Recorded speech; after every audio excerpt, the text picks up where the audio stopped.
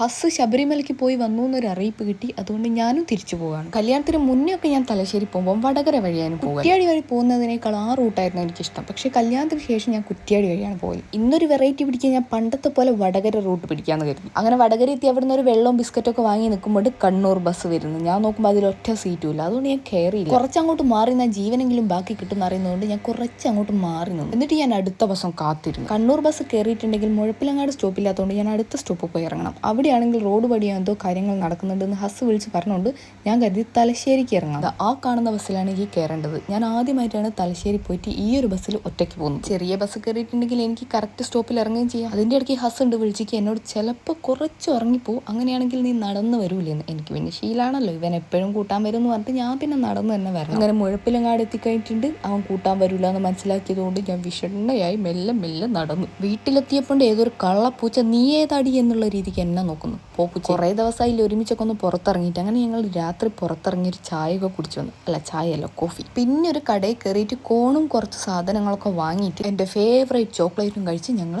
നേരെ തിരിച്ച് വീട്ടിലേക്ക് പോയി.